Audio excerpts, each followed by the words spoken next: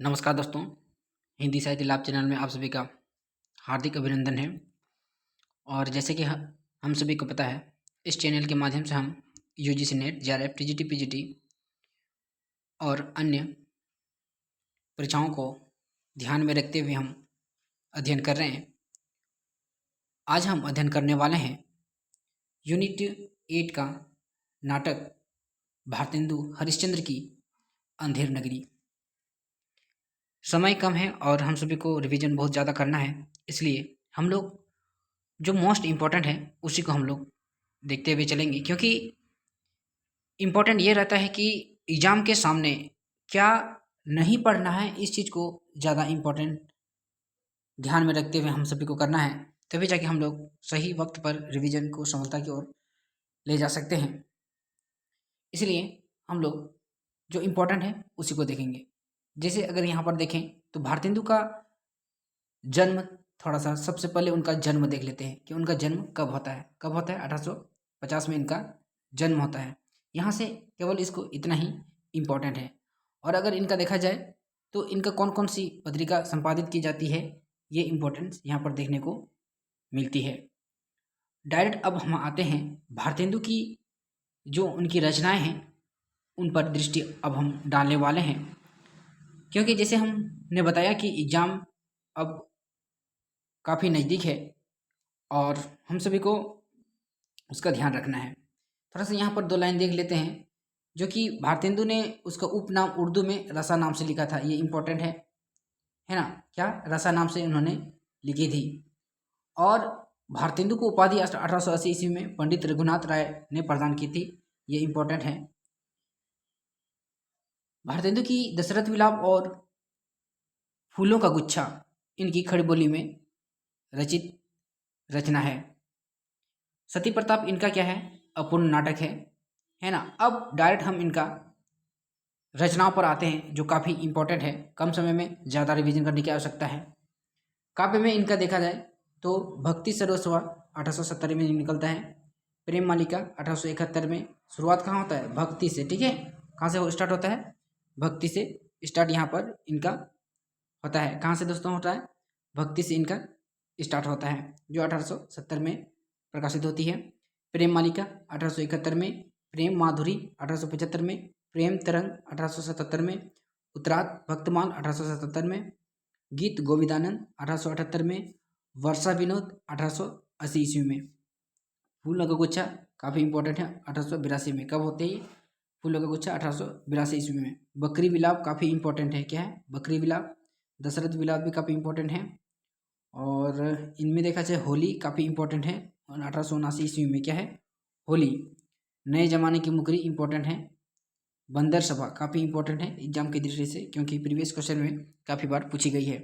अब अगर इनका उपन्यास अगर देखा जाए तो पूर्ण प्रकाश 1890 ईस्वी में प्रकाशित होती है। क्या, उपन्यास पूर्ण प्रकाश 1890 में। और चंद्रप्रभा 1890 ईस्वी में काफ़ी इंपॉर्टेंट साबित होगी। अब इनका अगर देखा जाए तो रेखाचित्र में आता है कुछ आप बीती कुछ जग बीती, 1855 ईस्वी में। काफ़ी इंपॉर्टेंट है, क्या है, रेखाचित्र है ना।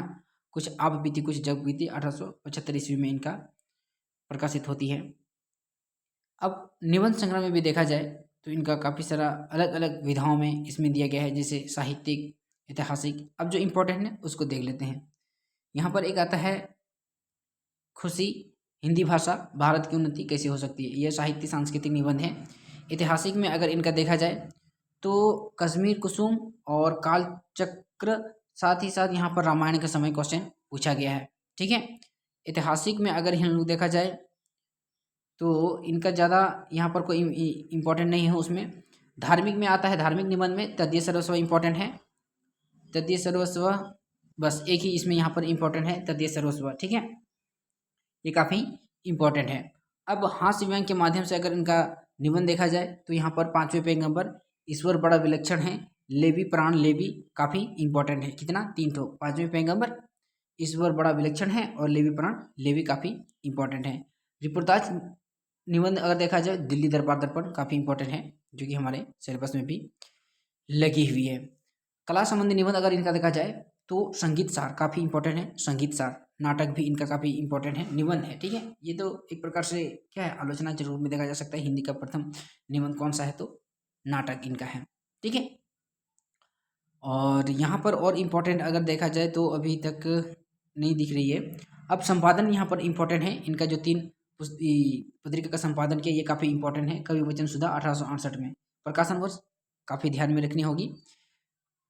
कवि वचन सुधा 1868 ईस्वी में, ठीक है। हरिश्चंद्र मैगजीन 1873 ईस्वी में, बाला बोधनी 1874 ईस्वी में, बाला बोधनी 1874 ईस्वी में प्रकाशित होती है, जो कि स्त्री शिक्षा से संबंधित मासिक पत्रिका निकलती है, ठीक है, जो कि काफ़ी इंपॉर्टेंट है। अब नाटक इनका अगर देखा जाए तो यहाँ पर 3 वर्गों में इनका विभाजित होती है। इनका नाटक कितने 3 वर्गों में। मौलिक नाटक में अगर देखा जाए प्रवास 1868 ईस्वी में, वेद की हिंसा हिंसा न भवती 1873 ईस्वी में, सत्य हरिश्चंद्र 1875 ईस्वी में। कब 1875 में सत्य हरिश्चंद्र।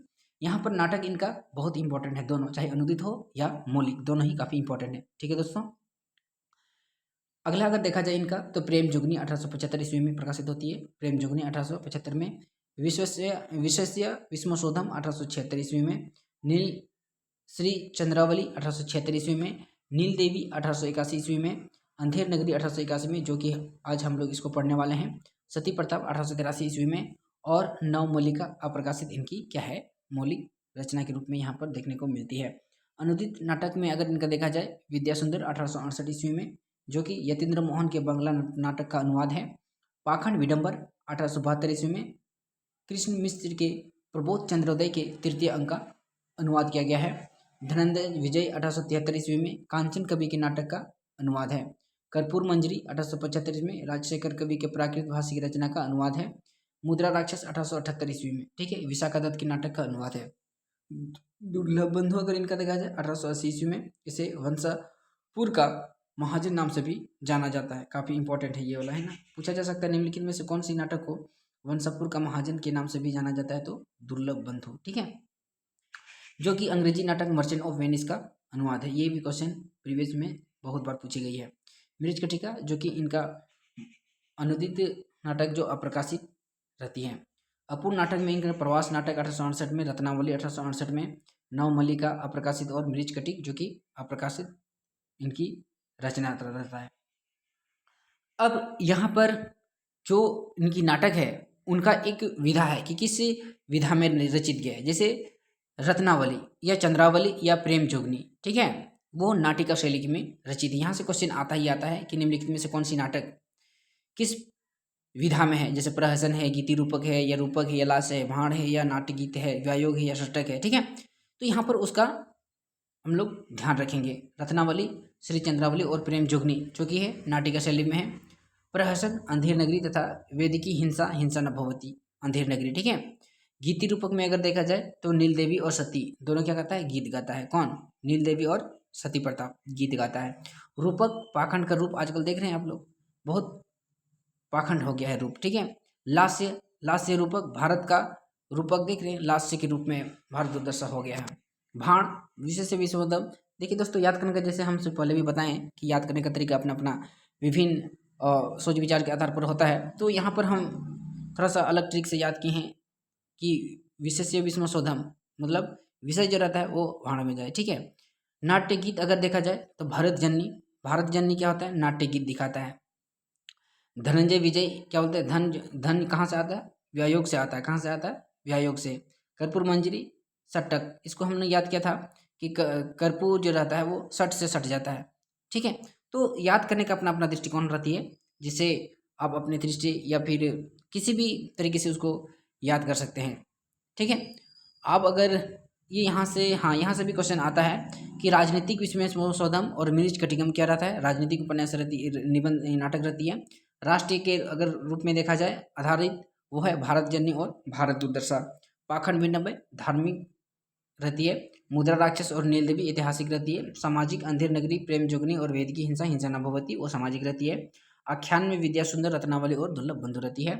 पौराणिक में ये आती है सत्य हरिश्चंद्र, श्री चंद्रावली, सती प्रताप, धनंजय विजय, कर्पूर मंजरी और नवमल्लिका जो कि पौराणिक नाटक इनकी रहती है। अब हम लोग आते हैं इनकी अंधेर नगरी नाटक से, जो कि काफ़ी कम समय में बेहतर से बेहतर हम लोग इसको नोट डाउन करके रखेंगे और रिवीजन करते हुए रहेंगे। भारतेंदु हरिश्चंद्र रचित मौलिक नाटक अंधेर नगरी का प्रकाशन 1881 ईस्वी में होता है। अंधेर नगरी एक व्यंग प्रधान प्रहसन जिसमें कुल 6 अंक हैं। कितने? कुल 6 अंक हैं। अंधेर नगरी नाटक के पात्र महंत जी, गोवर्धन दास, शिष्य चौपट राजा, कुंजीड़न, हलवाई, घासीराम, फरियादी, कल्लू, बनिया, चुनेवाला, भिस्ती, कसाई और गडरिया कोतवाल, ये सब इनके क्या है? पात्र हैं। यहाँ पर अगर मुख्य पात्र के रूप में देखा जाए तो यहाँ पर महंत आते हैं गोवर्धन दास और एक नारायण दास आते हैं, जो दोनों एक से एक गुरु के 2 शिष्य रहते हैं, वो मुख्य पात्र के रूप में रहते हैं। बाकी यहाँ पर ये बाजार से ली गई गौण पात्र हैं। अंधेर नगरी नाटक की रचना बिहार के किसी नशेबाज निकम्मे राजवाड़े को आधार पर लिखी गई है। ये काफ़ी इंपॉर्टेंट है, ठीक है। क्वेश्चन पूछा जा सकता है कि निम्नलिखित में से कौन सी रचना बिहार के किसी नशेबाज या निकम्मे के रजवाड़े के आधार पर लिए गए हैं, ठीक है। तो अंधेर नगरी ध्यान रखेंगे, ठीक है। अब आगे बढ़ते हुए हम देख रहे हैं भारतेंदु ने इस नाटक की रचना केवल एक रात में पूरी की। ये भी काफ़ी इंपॉर्टेंट है। क्या है? एक रात में पूरी की। अंधेर नगरी नाटक का राजा मूर्ख, विवेकहीन तथा अस्थिर प्रवृत्ति वाला है। वह नीति अनीति के भेद को नहीं समझता। विरासत के धन का उपभोग, जनता का शोषण, अंधे की लकड़ी के समान सबको एक ही तरह होंकने का प्रयत्न करने वाला है। करने का मतलब ऐसा राजा उस नगर में है जहाँ पर हर वस्तु का कीमत एक बराबर या समान लगाता है।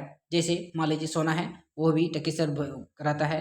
बोतल का पानी, वो भी टके से। मिट्टी, गोबर, सब क्या रहता है? टके से भाव में बिकता है।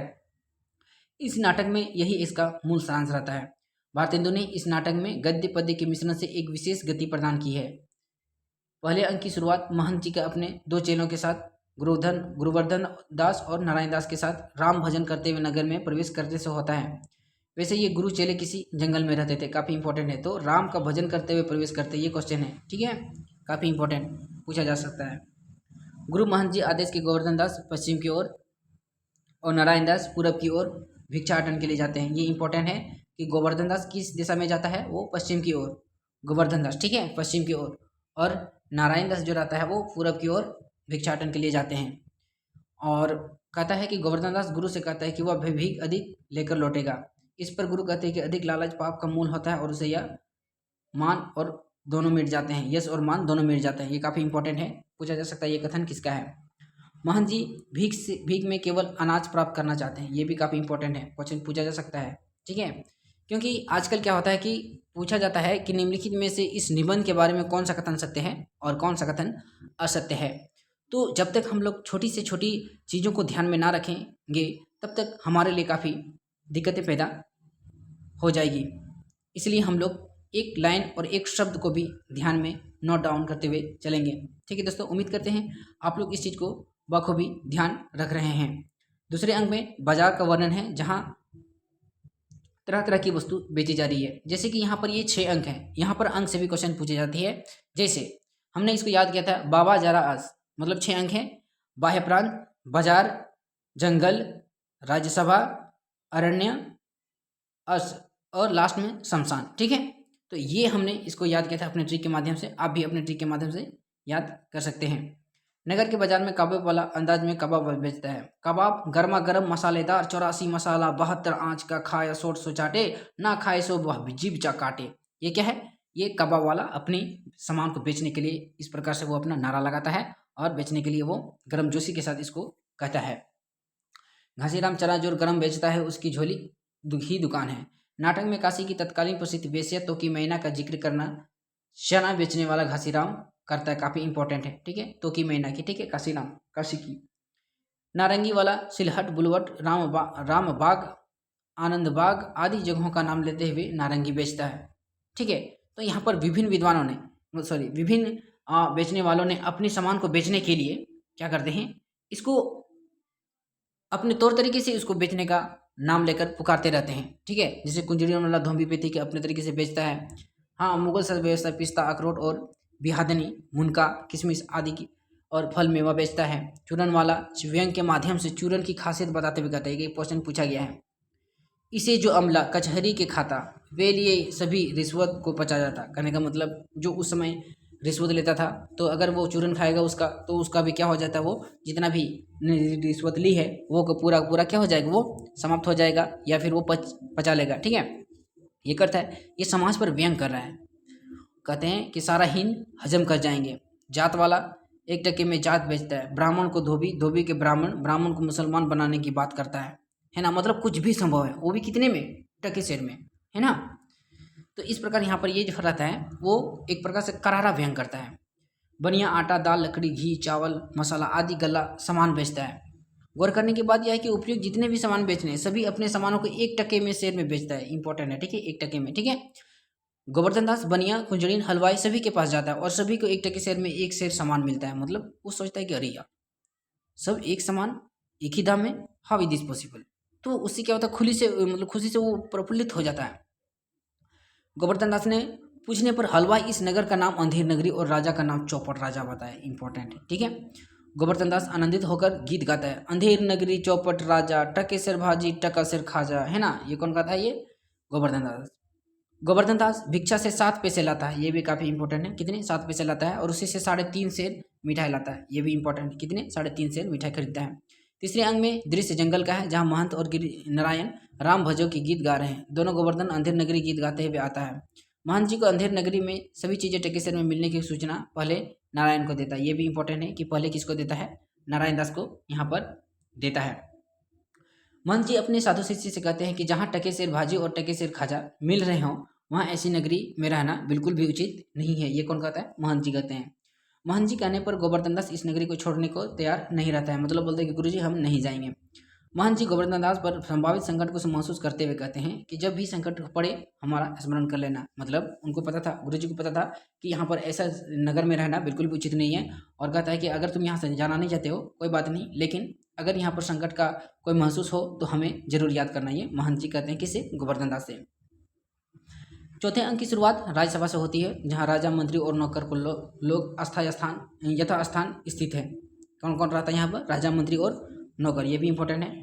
राजा एक सेवक के पान खाइए महाराज शब्द से सुपर्णखा आई है, क्या सुपर्णखा आई है, समझ लेता है। फिर वस्तु की स्थिति होने पर सेवक को 100 कोड़े लगाने का आदेश देता है। मतलब स्थिति के अनुसार खुद को क्या करता है, अपना बोली बदल देता है, तुरंत क्या करता है, तुरंत बदल देता है। आगे कहता है मंत्री यह साबित कर देता है कि यह सजा केवल तमोली को ना मिलकर सुपर्णखा को मिलना चाहिए। किसको मिलना चाहिए, सुपर्णखा को मिलना चाहिए, काफी इंपॉर्टेंट है। तमोलोकी को ना मिलने पर किसको मिलना चाहिए, सुपर्णखा को। ये कहता कौन है, मंत्री कहता है। राजा के पास एक फरियादी आता है जिसकी बकरी कल्लू बनिया की दीवार गिरने से दब गई, मर गई थी। यहाँ से ये कहानी, ये जो नाटक रहती है, यहाँ से इसका खतरनाक स्टाइल शुरू होता है। मतलब जिसको सजा होना चाहिए उसको ना पकड़ कर दूसरे को लाया जाता है।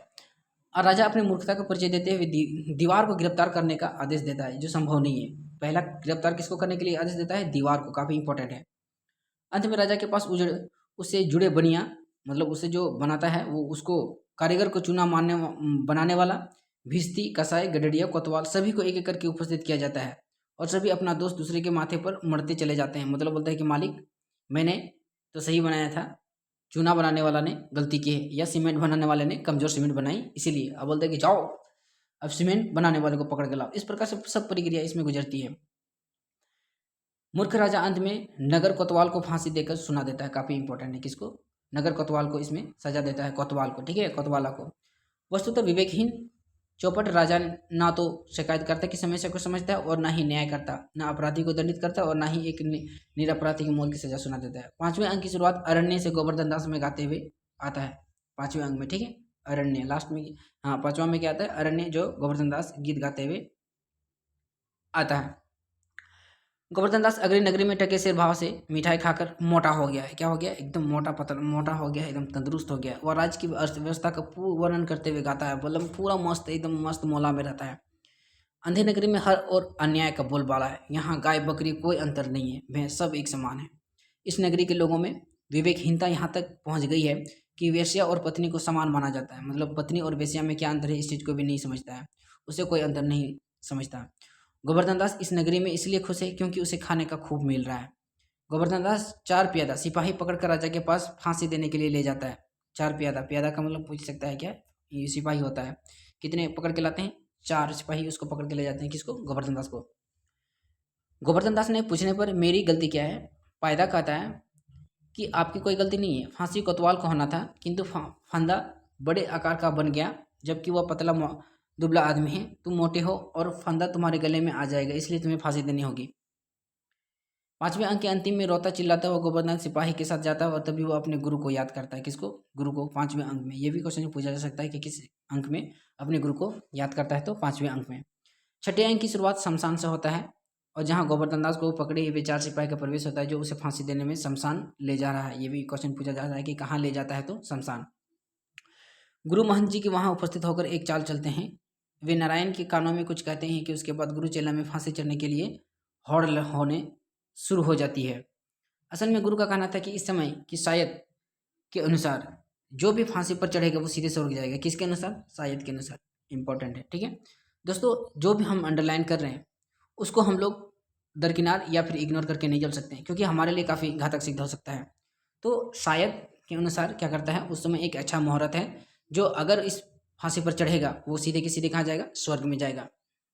नाटक में हम पाते हैं कि महंत की फांसी पर चढ़कर स्वर्ग जाने की बात सुनकर कोतवाल और मंत्री दोनों फांसी पर चढ़ना चाहता है। कौन? कोतवाल और मंत्री। ये भी क्वेश्चन पूछा जा सकता है कि पहला चढ़ने के लिए कौन तैयार हुआ था? कोतवाल और मंत्री। मूर्ख राजा यह कहते हुए फांसी के फंदे तक पहुंचा जाता है कि राजा के जीवित रहते हुए फांसी कौन चढ़ सकता है। मतलब वो खुद को आगे कर लेता है, बोलते कि राजा अभी जिंदा है और राजा रहते हुए फांसी या फिर स्वर्ग में कोई नहीं जा सकता, केवल राजा जा सकता है ना। मतलब ये पूरा का पूरा यहाँ पर आप समझ गए होंगे कि राजा किस प्रकार से खुद को एक विचारहीन, तर्कहीन या विवेकहीन कह सकते हैं राजा है। अंधेर नगरी नाटक में भारतेंदु ने हास्य व्यंग्य के द्वारा विवेक शून्य राजा के माध्यम से तत्कालीन परिस्थितियों में व्यंजित नहीं किया, बल्कि उससे प्रभावित शासक, प्रजा, सामान्य आदमी आदि सभी की मूल्यहीन चेतना को यथार्थ के रूप में प्रकट किया है। मतलब यहाँ पर भारतेंदु हरिश्चंद्र ने न केवल राजा को उसकी विवेकहीनता को प्रकट किया है या व्यंजित किया है, बल्कि यहाँ पर जो वर्तमान स्थिति थी, शासक जो था, आम आदमी था, प्रजा जो थी, वो क्या है, सब की सब चेतना से मूल्यहीन थी। और क्या करते हैं, उस मूल्यहीनता को यथार्थ में यहाँ पर प्रकट करने का कोशिश किया है। कौन? भारतेंदु हरिश्चंद्र। अंधेर नगरी नाटक में भारतेंदु ने मुहावरों और लोकोक्तियों का भी सहज स्वाभाविक प्रयोग किया, जैसे खाएं सो होंठ चाटे, ना खाएं सो जीभ काटे, कोया किया दांत सभी का खटा, जिनके पेट पचो नहीं बात, अंग्रेज का भी दांत खटा, भौं चढ़ाकर सिपाहियों से आते। ये इंपॉर्टेंट है, एग्जाम में पूछा जा सकता है। अंधेर नगरी के महंत जी आस्तिक, विवेकशील, त्यागी, लोभ रहित, सभ्यनिष्ठ, सभ्यशिष्ट, निर्भय और साहसी, संयमी, वाक्यपटु तथा अपने शिष्यों को संकट से बचाने वाले गुरु का प्रतीक है। यह नाटक में प्रथम और अंतिम 6ठे अंक में उपस्थित होते हैं। कब होते हैं? प्रथम और अंतिम अंक में। ये काफ़ी इंपॉर्टेंट है, मोस्ट इंपॉर्टेंट है ना। अगर क्वेश्चन पूछा जा सकता है तो डेफिनेटली है कि ऐसे ही क्वेश्चन पूछा जाएगा, ठीक है।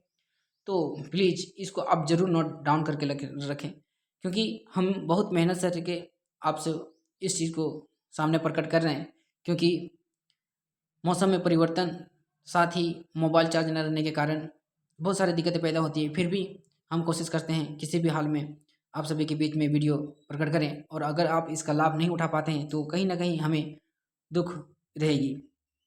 आगे कहता है, गोवर्धन दास लोभी प्रवृत्ति के साधु का प्रतीक है। काफ़ी इंपॉर्टेंट है।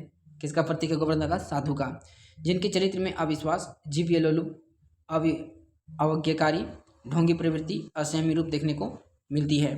अंधेर नगरी नाटक का चौपट राजा इस नाटक का मुख्य पात्र है। कौन है मुख्य पात्र यहाँ पर? चौपट राजा। एकदम चौपटे है नहीं, वह तत्कालीन अंग्रेज शासन के भ्रष्ट व्यवहार, अन्याय, शासन व्यवस्था का प्रतीक नहीं, बल्कि आज की भ्रष्ट नीति और सन की शासन का भी प्रतिनिधित्व करता है। इस नाटक के चौपट राजा एक विवेकहीन, नशेबाज, अव्यवहारिक, निर्णयहीन, शिष्ट, डरपोक, अंधविश्वासी सन की समाज के रूप में चित्रित किया गया है। अंधेर नगरी नाटक में भारतेंदु जी ने तत्कालीन नारी की दुर्दशा के बहाने आज की नारी की पितराशादी का वर्णन किया है। आवारा लोग आज की युक्तियों पर बुरी दृष्टि डाल रहे हैं, वैसे पैसों का लोभ दिखाकर अपने जाल में फंसा रहे हैं। समाज में नारी की असहजता का बोध कराने वाले इस पंक्ति को देखा जा सकता है। मछरिया एक ठके शेर के बिकाय, एक लाख टका वाला चौवन, गाहक सब लालचाए, नैन मछियरा रूप जाल में देखत ही फंस जाए। मतलब यहाँ पर क्या कहता है कि ऐसा चीज़ यहाँ पर इसमें वर्णन किया गया है, जो छोटी छोटी बातों से क्या हो जाता है, आदमी लालच में पड़ जाता है और अपने जाल में फंसा लेता है। काशी की हिंदू नेशनल थिएटर सबसे पहले अंधेर नगरी नाटक का मंचन किया गया था। काफ़ी इंपॉर्टेंट है। आचार्य रामचंद्र शुक्ल ने सन 1884 ईस्वी में बलिया में इस नाटक के मंचन का उल्लेख किया है। ठीक है। सन 1978 ईस्वी में क्रांत नामक द्वारा इस नाटक का मंचन यक्षगान, ये ज़्यादा इंपॉर्टेंट नहीं है और क्वेश्चन पूछा भी नहीं जाता है। और अगर हम प्रमुख कथन के रूप में देखा जाए तो देखें कि अंधेर नगरी का प्रमुख कथन कौन कौन सा है। कहता है प्रथम अंग में, बच्चा नारायण दास, यह नगर दूर से बहुत सुंदर दिखाई पड़ता है। देख, कुछ भिक्षा अच्छा मिले तो ठाकुर जी को भोग लागे। महंत जी कहते हैं। ठीक है। बहुत लोभ मत करना। लोभ क्या है? पाप का मूल है। काफ़ी इंपॉर्टेंट है। ये पहला अंग से पूछा जा सकता है। क्वेश्चन पूछा जा सकता है कि निम्नलिखित में से किस अंग से उद्धृत है। दूसरा अंग से कहता है, चना हाकिम सब जो खाते, सब पर दूना टिकस लगाते घासीराम। मैं तो यह के रंजन रंगी, मैं तो भूली लेगे सब नारंगी। जो खाए सो भी पछताए, जो ना खाए सो भी पछताए, हलवाई कहता है। ऐसी जात हलवाई की जिसके 36 कौम है भाई, जैसे कलकत्ते के विल्सन मंदिर के भितिये, वैसे अंधेर नगरी के हम। काफ़ी इंपॉर्टेंट है। जैसे काजी वैसे पाजी, रैयत राजी टके शेर भाजी, ले हिंदुस्तान का मेवा फुट और बैर। कहता है यहाँ पर हर बेचने वाला अपने अपने तकड़न अपनाता है, तरीका अपनाता है सामान बेचने के लिए। किसी भी तरह से नोच के एकदम पैसा ठग लो। हिंदुस्तान का आदमी लक लक, हमारे यहाँ आदमी बुक बुक। ये सब क्या है? काफ़ी इंपॉर्टेंट है। चूरन अमले सब जो खावे, दुनी रिश्वत तुरंत पचावे। चूरन वाला, चूरन साहेब लोग खाते, चूरन साहेब लोग खाता, सारा हिन हजम कर जाता। टके के वास्ते धर्म और प्रतिष्ठा दोनों बाचे, है ना। टके के वास्ते पाप को पुण्य माने, मतलब पाप क्या है? पुण्य मान लेता है। मतलब क्या? धर्म और प्रतिष्ठा दोनों बेच देता है। जात वाला ये कहता है। काफ़ी इंपॉर्टेंट है। अंधेर नगरी चौपट राजा, टकेसर भाजी टकेसर खाजा, ये गोवर्धन दास गाते हुए रहता है। तीसरे अंक में देखा जाए तो कहता है, 7 पैसे भीख मिले थे। कितने? 7 पैसे। उसी से इतनी मिठाई मोल ली गोवर्धन दास। ऐसी नगरी में रहना उचित नहीं है जहाँ टकेसर भाजी और टकेसर ही खाजा हो। महंत जी, सेठ सेठ सब एक, जहाँ कपूर कपास, ऐसे देश कुदेश में कभू ना कीजिए वास। काफ़ी इंपॉर्टेंट है। महंत जी हैं।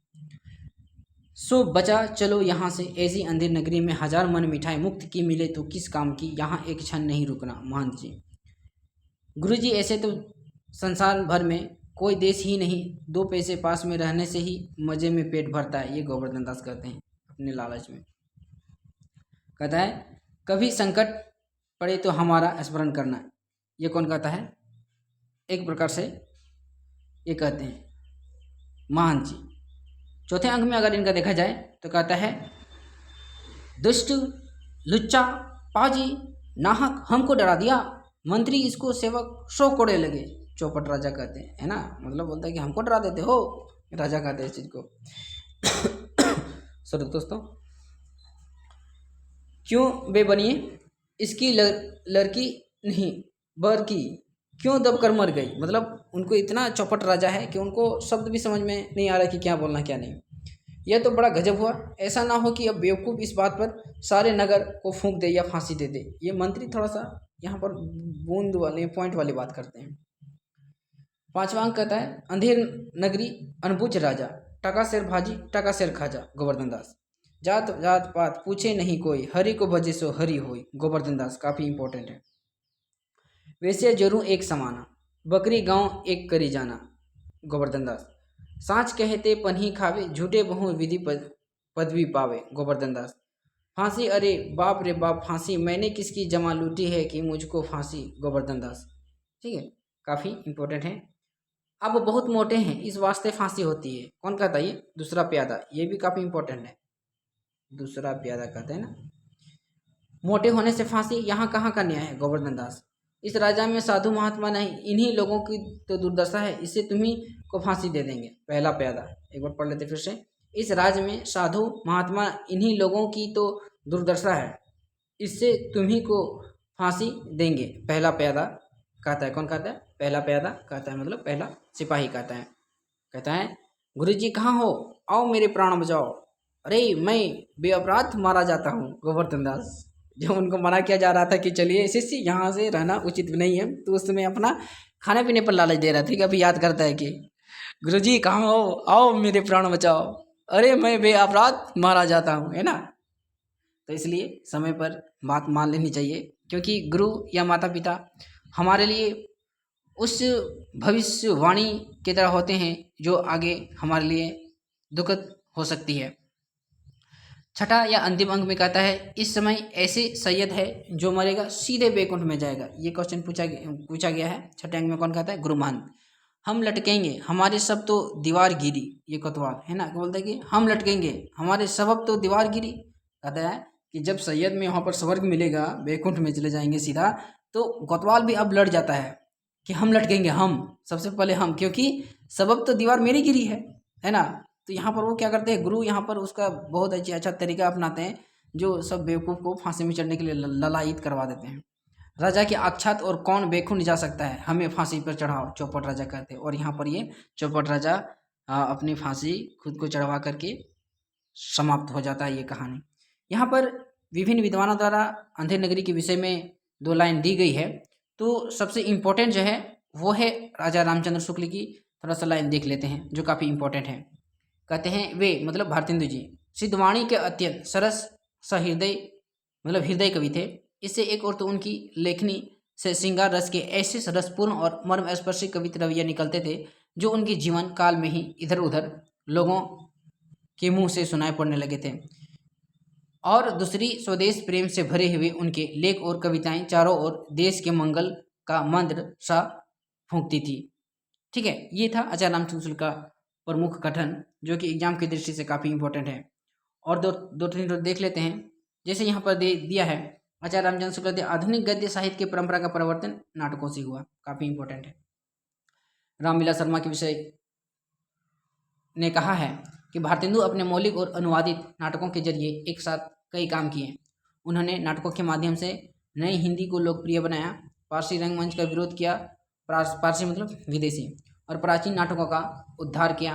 उन्होंने भोड़े और गलत अनुवादों के मुकाबले सरस और रचनात्मक अनुवादों की मिसालें रखी। गणपति चंद्रगुप्त की अगर कोटेशन देखा जाए तो कहते हैं, यदि हम एक ऐसा नाटक ढूंढें जिसने नाट्यशास्त्र के गंभीर अध्ययन के आधार पर नाट्य कला और कला पर सैद्धांतिक आलोचना लिखी हो, जिसने प्राचीन और नवीन स्वदेशी और विदेशी नाटकों का अध्ययन व अनुवाद किया हो, जिसने व्यक्तिक सामाजिक राष्ट्रीय समस्याओं को लेकर अनेक पौराणिक ऐतिहासिक एवं मौलिक नाटकों का रचना की हो, समस्त विश्व साहित्य में केवल 2-4 ही मिलेंगे। उन सब में भारतेंदु का स्थान सबसे ऊंचा होगा। ठीक है, और थोड़ा सा यहाँ पर इसमें कहता है, हास्य रस का मुख्य खेल है बारे में भारतेंदु ने प्रहसन के बारे में समय कहा। ये क्वेश्चन काफ़ी इंपॉर्टेंट सिद्ध हो सकती है, क्योंकि इन्होंने समय कही है। क्या कही है? हास्य रस का मुख्य खेल है। नायक राजा व धनी व ब्राह्मण व धूर्त कोई हो, इसमें अनेक पात्रों का समावेश होता है। यद्य प्राचीन रीति से इसमें एक ही होना चाहिए, किंतु अब अनेक दृश्य दिए बिना नहीं लिखे जाते, जैसे हास्यवर्णी वेदिकी हिंसा न भवती आदि इनकी क्या है, मुख्य कोटेशन है। रामविलास शर्मा का देखा जाए तो पत्रिकाओं में व्यंगपूर्ण स्रोत और संवाद लिखकर भारतेंदु ने दिखा दिया था कि व्यंग लेखन के वे आचार्य हैं। नाटकों में भी उनका व्यंग और हास्य खूब देखने को मिलता है। और एक जगह यहाँ पर कहते हैं रामविलास शर्मा कि भारतेंदु का व्यंग और हास्य पैना और मार्मिक है। वह दूसरों पर निडर होकर फब्तियाँ कसते हैं। उनका उद्देश्य मनोरंजन करना नहीं वरन अपने व्यंग शेरों की मारे कृतियों और उनकी दाद देने वालों को निर्मूल कर देना भी है।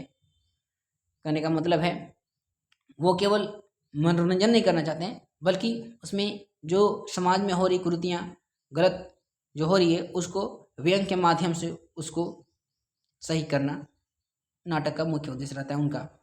उनकी प्रहसन कला का आधार यथार्थ जीवन का अनुभव, समाज सुधार और स्वच्छ दृष्टिकोण और अनाचार के प्रति उनकी घृणा है। कहने का मतलब है जो गलत चीज़ होता है उनके ऊपर क्या कहता है, इस चीज़ में दिखाया गया है। ठीक है दोस्तों, ये था दोस्तों आज का हम सभी का मूलभूत और एग्जाम की दृष्टि से प्रमुख सारांश।